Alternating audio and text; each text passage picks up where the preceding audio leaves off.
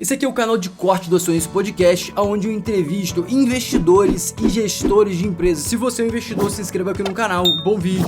Léo, o que está acontecendo no mundo aí que está colapsando, o mundo explodindo? É aquela coisa, né, Floriana? A gente sempre fala o seguinte, que quando a gente está aqui dentro do olho do furacão, né, a gente sempre vai olhar muito os nossos problemas internos. Eu escuto muita gente achando que o que está puxando um pouco aí a bolsa é pesquisa, pô, o Lula tá na frente, será que o cara vai ganhar, não vai? Mas, enfim, a gente está com... A gente tem com essa questão eleitoral aqui no Brasil, mas perto do que está acontecendo no mundo, isso aí não é nada. A gente está com uma questão seríssima na Rússia e Ucrânia, Rússia ameaçando usar armas nucleares. Assim, o que a gente tem visto é que a Ucrânia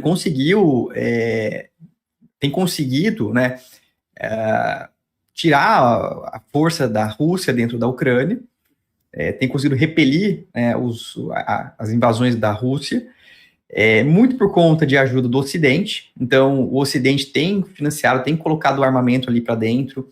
O armamento do Ocidente faz muita diferença. É sempre bom lembrar que o orçamento dos Estados Unidos, né, o orçamento militar dos Estados Unidos anual, é o equivalente, se não me engano, ao orçamento militar dos próximos 10 países na sequência. Então, se for pegar assim, os Estados Unidos é o maior orçamento militar do mundo. Se você for pegar do segundo até o 11º, somados, é o que os Estados Unidos têm de orçamento militar.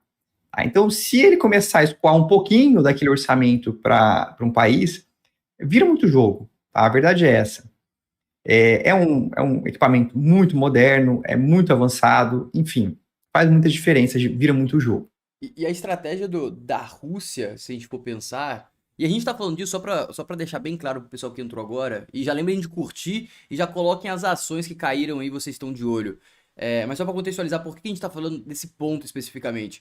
Porque agora eu acho que depois da Guerra Fria, que eu não tava vivo, não lembro exatamente como que ocorreu a Guerra Fria, mas eu acho que depois desse ponto, nesse exato momento, é o momento que a gente está mais próximo da utilização de bombas nucleares. Então, nesse ponto, é uma coisa drástica, porque se isso acontecer, cria um nível de imprevisibilidade daí pra frente no mundo inteiro. Imprevisibilidade como? Vai ter uma guerra nuclear? Quem que vai ser os países que vão se meter nessa guerra nuclear? Obviamente que a Europa vai se meter, querendo ou não, porque é do lado, no quintal dela, não tem o que ela fazer. E aí, o segundo, acho que eu, se não estou enganado, o terceiro maior mercado do mundo é da Europa, o segundo eu acho que é Estados Unidos e o primeiro é China. Então você está falando em uma guerra que vai envolver o terceiro maior mercado do mundo, obviamente com consequências que vão afetar a China e Estados Unidos, que vai mudar completamente a estratégia de sobrevivência tipo, naquele exato momento, além de você criar uma tensão mundial no qual você tende a não fazer grandes aquisições. O mundo todo, imagina toda a população do mundo com medo. Se você tá com medo, você não vai trocar de carro do ano, você não vai comprar um iPhone novo. Por quê? Pô, você pensa, pô, vou guardar esse dinheiro aqui porque não sei o que vai acontecer. Não sei se o arroz vai sair de R$ 10 o quilo para R$ 200 o quilo. Entendeu? Então você vai começar a prever o que vai fazer com a economia. Vai colapsar. Qualquer coisa que não seja básico, de consumo básico, vai colapsar. Considerando esse cenário, a gente tem que se preocupar bastante em olhar isso. Ah, mas eleições. Então, amigo, Lula ganhou ou Bolsonaro ganhou? E teve uma bomba nuclear na Ucrânia. Qual que você acha que é a ordem de relevância maior aqui? Sem dúvida, é a bomba nuclear. Existe, obviamente, uma diferença que o mercado calcula, um ou outro ganhando, uma ação vai se beneficiar mais com um, mais com outro. Mas, em suma, em resumo do jogo, se você coloca a equação que pode ter uma guerra nuclear, muda completamente o jogo e a gente, não é nem especulação nossa isso. Você olha as bolsas mundiais aqui colapsando, colapsando. Você olha aqui, ó, esse aqui é o semanal, ó. SP500 caiu 6% no semanal. França, 4%. Nem vou falar a Rússia, que caiu 20%. Mas essa aqui é a Suíça, caindo 5%. Entre outras aqui. Então, tipo, a gente tá vendo o mundo reprecificando tudo por causa dessa nova realidade. E quanto mais próximo a gente chega dessa realidade, mais vai se tangibilizar, mais vai se precificar. E a gente já tá vendo isso na Bolsa Brasileira. Então, agora, a gente tem que entender que a gente não é uma ilha, ou seja, a gente tem relações com outros países, e isso pode mudar todo o cenário. Criar um pânico mundial, ou seja, uma coisa de tipo, das pessoas ficarem mais com medo, e você colapsa a economia mundial, e com certeza a gente vai sofrer com essa parte. E aqui também a gente pode ver como que tá as commodities. Ui, é O estranho isso petróleo, aqui, né? petróleo bruto e Brent caindo, isso tá considerando que essa guerra vai gerar uma crise Então, global, não é isso? é que na Porque, verdade, né, teoricamente, commodity Floriano? sobe, né? Então, na verdade, Floriano, o que está acontecendo, tá? E aí que tá, o que tá pegando um pouco é um pouco disso, né? Tipo assim, a gente tem, vamos dizer assim, se a gente dividisse o mundo em três, tá? A gente teria América, Europa e Ásia, certo? Mais ou menos isso Uhum. daí. Então, assim, na Europa, que é o que chama mais atenção nessa questão de arma e guerra e etc, blá, blá, a gente tem essa questão do Putin. Vamos por assim, não acontecendo nenhuma guerra, certo? Não vai acontecer nenhuma guerra, não vai estourar nenhuma bomba nuclear. O que está acontecendo de fato, primeiro, é um encarecimento violento de energia na Europa. Tá? Então a gente está vendo isso aí, o que não falta são notícias, sabe? Ah, o dono de sorveteria na Itália que o cara tá quebrado, porque a energia elétrica disparou 5, 6 vezes, umas coisas bizarras. Assim, mesmo que não aconteça esse uso de arma nuclear, etc., o que de fato está acontecendo é que vai ter uma recessão na Europa forte, violenta, tá? Porque o custo de energia disparou. Isso aí é dado. Isso aí, e aí, assim, vamos supor que hoje terminasse a guerra na Ucrânia com a Rússia. Como é que a Europa vai fazer com relação à energia dela? Ela simplesmente vai voltar a comprar energia da Rússia como se nada tivesse acontecido? Quer dizer, provavelmente nos próximos anos a gente vai ter um processo de desglobalização. Né? E por quê? Porque o cara ele não vai querer mais ficar dependente. Assim, no próprio Covid já tinha começado um processo de desglobalização. Por quê? Porque toda a produção estava na China, aí quando de repente veio o Covid e você começou a ter um lockdown, você percebeu que você estava com toda a sua produção lá na China e se acontece alguma coisa, você está lascado. Né? Estrategicamente é muito complicado você ficar tão dependente de um único fornecedor, de um único país fornecedor. Mas É, pensando nesse ponto aí, eu não acho que vai mudar tanto, sendo sincero. Eu acho que a galera vai um pouco pra Índia, a Apple tá indo pra Índia, porque imagina, tipo, não, não. é um custo gigantesco de diferença. Você vai diversificar talvez 20%, 30%, só que em compensação o custo estoura nesse 20, 30%. Concordo, assim, com relação a essa parte de Covid, blá, blá, e migração para a Índia, ok. Mas assim, na Europa, a desglobalização vai pegar na parte da energia. E o grosso da Europa, ela opera em gás natural. Então, assim, a Europa ela operava muito em cima de carvão e energia nuclear, né? Eles falam assim, cara, carvão é uma energia muito poluente, não queremos, a gente quer uma de transição. Beleza, o que tem de transição? É gás natural. Tá bom. Só que, assim, para você ter uma ideia, né? Tem até, uma vez eu li um livro de quando o Hitler estava se preparando para fazer a guerra, e ele calculou mal o tempo que a guerra ia durar. Tá? E por que, qual que é o problema disso? Né? Combustível. A Alemanha ela não tem combustível, ela não produz petróleo, ela não tem refino, então ela ficava dependente. Então, tipo, o que o Hitler tinha que fazer? Ele tinha que estocar o combustível para conseguir durar o período da guerra, porque eles já tinham os equipamentos, já tinham tanques, aviões, etc. Durou mais, e a Alemanha não tem energia. Ela não tem de onde tirar energia, ela não tem carvão natural, ela não tem fontes energéticas, ela depende de outras fontes energéticas. E a grande dúvida é o seguinte: passada essa guerra, de onde ela vai sustentar a sua produção industrial? Porque a Alemanha é um país ainda bastante industrial. E indústria precisa de energia barata. Não sendo da Rússia, vai ser de onde? Fecharam um acordo com Emirados Árabes agora. Mas, ó, tipo, mesmo você vai aumentar o custo pra caramba por causa do transporte, né? Então, porque a desglobalização é justamente essa. Você vai sair do país que é mais barato possível, porque ele já estava no país mais barato possível, e vai para o segundo mais barato, o terceiro mais barato. A própria Alemanha já importava gás natural de alguns outros países que são mais caros. Então, assim, é um processo inflacionário. Tá? Isso aí para a Europa. Aí, saindo um pouquinho da Europa, o que está acontecendo nos Estados Unidos? Os Estados Unidos estão brigando fortemente com a inflação.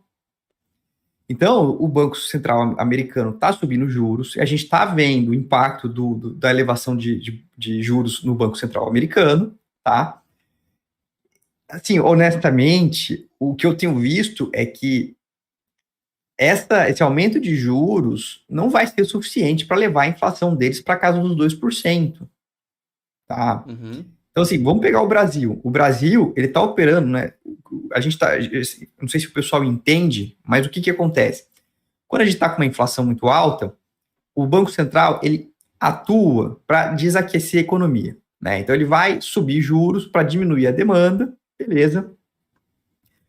Se a gente for ver o juro real brasileiro hoje, a gente está com uma Selic de 13,75, com uma inflação projetada para os próximos 12 meses de uns 5, 5,5%. Tá? Então, você faz a diferença, você está com um juro real ex ante de quase 8%. Tá? Para convergir para uma inflação que o Banco Central quer na casa dos 4%. Agora, os Estados Unidos, eles têm que convergir essa inflação para 2%. E estão levando o juro para casa dos 3%, 3,5%. Vai ser suficiente isso? Uma boa pergunta. E aqui, os juros futuros que você gosta de olhar de 2029, Quer ver? deu uma baixada hoje, Esquece subiu bem, né? Então, mas esquece um pouco o Brasil nesse momento, tá? Cara, aqui Aham. hoje não é Brasil. Se você pega o juro do Banco Central Americano, o juro de 10 anos, tá? Uhum. O yield de 10 anos. É um pouquinho chatinho para encontrar, mas US 10Y yield, uma coisa assim. Uhum. Você vai ver que teve uma elevação muito grande da taxa de juros longa nos Estados Unidos. E lá, o Banco Central americano, ele é o benchmark global. Então, por exemplo, se ele sobe os juros, começa a sair dólar assim, as pessoas começam a migrar para aquele porto seguro. Então, se você ver, por exemplo, no Brasil, a nossa bolsa está sofrendo um pouquinho em real, mas se você for pegar ela em dólar, ela está sendo massacrada nessa última semana. Eu não sei se você viu como é que foi o dólar. Não vi o dólar, deixa eu ver. Então, joga ali o Caraca, EWZ. o dólar tá 5,40 já. Exato. Então, se você jogar o EWZ, que é a bolsa brasileira em dólar, aí sim você vai ver que pegou pesado. Aqui, EWZ. Exato. EWZ. Caramba, pegou pesado mesmo, hein? Aí emagrece, hein? Aí Oi, coloca 5 dias, 5 dias. É isso aqui. aí boa. Então Magro, você vê hein? aí que deu uma pancada aí para baixo. Uma parte por conta da bolsa caindo em real, mas uma boa parte por conta da moeda, né? O nosso real saiu de 5,10 mais ou menos, já está batendo 5,40 rapidinho. 20%, 15%, né? Tipo de alta. Porra. Não, não, não. É, É uns oito por não, não, não, não, cento. não, não, viajei. 10% é 50, por isso que era 5 não. Foi uns 3%. É, então, assim, você vai ter que o Banco Central americano puxando esses juros para cima faz uma pressão global. Tá derrubando a bolsa americana. Se você for pegar o S&P, o que não falta é gente falando assim, cara, S&P vai para 3.200, vai para 3.300. Eu acho que tem um pouco de coisa apocalíptica ali, tá? Mas Mas SP500, pô, SP500 um dia caiu. É um negócio que eu nunca vi na minha vida. SP500 caindo. Foi o quê? o 4% e S&P, Bolsa Brasileira subindo. o S&P neste ano está mais volátil que a bolsa brasileira. Aí, ó, dorme com essa aí. Eu sempre falei que o Brasil era melhor. Tô brincando, pessoal, brincando, brincadeira, Kiri. Pô, mas beleza, agora vamos. Já contextualizamos, acho que todo mundo entendeu. Vocês conseguiram entender? Fala aí, vocês conseguiram entender o contexto que a gente tá vivendo agora? Que o mundo mudou um É, pouco? e assim, e aí a gente ainda chega no terceiro eixo, que é o Ah, China, que tem muita gente falando que a China está com problema, principalmente no setor imobiliário. uhum. Então você percebe que se você tem os três grandes eixos, né, as três grandes potências, vamos dizer assim, Europa, Estados Unidos e China, cada uma delas com seus problemas, né? E tudo isso aí no mesmo momento. E vai cair tudo na nossa bunda, resumidamente. Boa parte. Não, Então, tipo assim, no cenário global, eu acho que a gente tá muito bem posicionado, assim. Sei lá, a gente tá bem melhor que a Europa, qualquer país da Europa a gente tá muito melhor, porque pô, a Europa tá no meio do gargalo. Estados Unidos tá com a curva de juros lá atrás, muito atrás da gente. China a gente tá melhor que China, porque China manda em tudo, né? China tem caixa, China tem população, China tem um governo autoritário, China tem tudo, tá tudo pronto. Mas tirando abaixo de China, assim, eu acho que a gente deve ser uns top. Deve estar no top 5 melhores países, assim, mais bem posicionados. Se for considerar em geral. Obviamente, tirando os miudinhos, que a gente não tem como olhar tudo, mas pô, os é, grandes, assim, a gente tá muito bem posicionado. o Brasil, no relativo, sempre fala assim, no relativo, ele tá bem menos pior do que os outros. Então, tipo Sim. assim, putz, pode ser que a gente tenha problema na questão fiscal? Pode. Ah, vem um Lula e começa a mexer no teto de gasto, alguma coisa assim, beleza. Mas, sim, ainda é um país que é autossuficiente em energia e que tem segurança alimentar e que é longe do raio de qualquer bomba nuclear, com uma população grande, que está conseguindo segurar bem a inflação, quer dizer, não que Com uma está matriz conseguindo energética agora. própria, com consumo de alimento, Sim, com produção de alimento próprio. Eu acho que, cara, a gente tá muito redondo. A gente só precisa conseguir, mas a gente tá redondo já faz alguns anos, já faz algumas décadas que a gente tá redondo, assim. Não, décadas talvez não, talvez uma década no máximo aí, que a gente tá pronto pra crescer, só que a gente não acertou o presidente. Quando a gente acertar o presidente, o cara pega uma coisa bem redonda, assim, se ele conseguir operar que o cara tem que ser muito bom com controle de população, né? Tipo assim, controle, tipo assim, de aprovação da população, porque tu faz uma medida besta, tipo piso da enfermagem, que é um negócio ruim, por definição, que vai prejudicar os próprios enfermeiros no curto prazo, no curto e longo prazo. Você ganha uma popularidade. E aí o cara não pode fazer uma dessa. E Então, aí. mas aí que tá o seu erro, né? Porque você falou assim, a gente tem que achar um presidente. Cara, quem puxou o presidente, o Bolsonaro, ele não queria passar esse projeto. Ele não queria sancionar isso daí. E assim, eu não sou bolsonarista, cara, longe Justo, disso. justo. Eu é que assim, isso aí claramente vem do Congresso.